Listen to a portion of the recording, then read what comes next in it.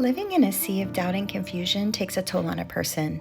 And no matter how strong that person may be, when faced with relentless waves of suffering and sorrow, it may seem easier to simply let go and to succumb to the murky depths below. However, I see that this is a time to hold fast to God like no other time before. When you find yourself victim of the rolling waves and your compass broken and you've lost all hope of ever finding shore, just think of Job. Job was a righteous man, a wealthy man, and because of his impeccable moral character, he was a protected man, protected by God. However, Satan was allowed to test Job to the point of doing anything and everything except taking his life. Why he was allowed to do that is a topic for another conversation. For this conversation, we will talk about how all of Job's possessions were destroyed. His animals were taken, stolen, or burned, and the house of his firstborn collapsed during a mighty wind, killing all of Job's children, and he was covered in boils, and his skin itched to the point that he clawed at it with broken pottery. Now, several of Job's friends came to be with him during this trial, and these friends were of the mindset that God always rewards good and always punishes evil without exception.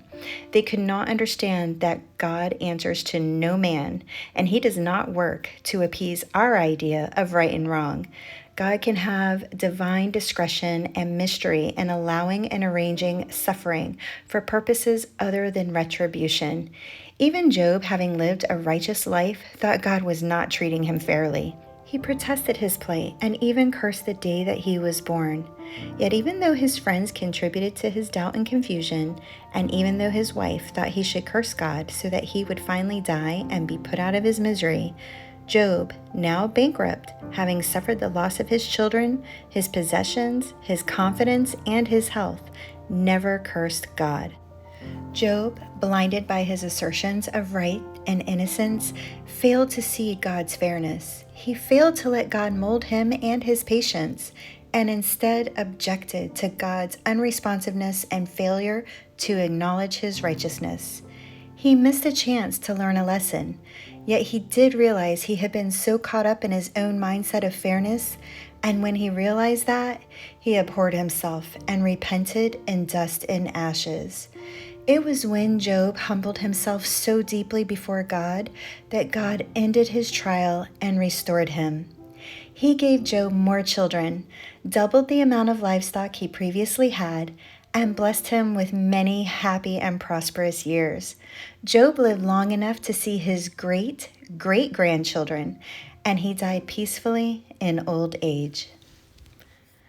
So to you who is facing an endless sea of mounting waves, no matter how high the waves in your life, even when they seem to be a wall as high as the eye can see, no matter how tired your arms are from swimming that uphill battle, no matter how weary your soul is from not finding a life ring around, please never think that God does not listen or does not care.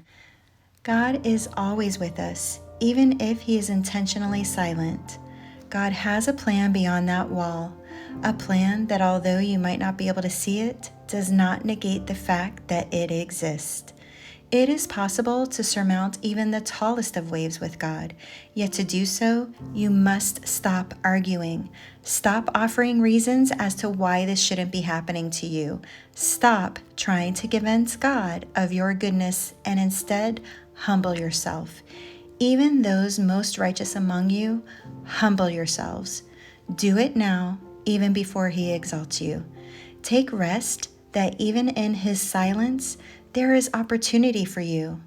Even when the answers are still missing, trust him and take rest in him.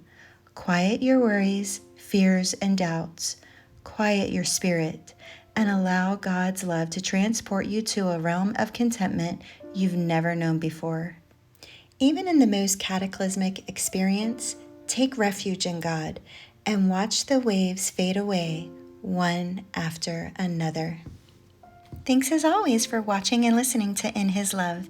If you like this series, please be sure to subscribe so you can watch and listen to more.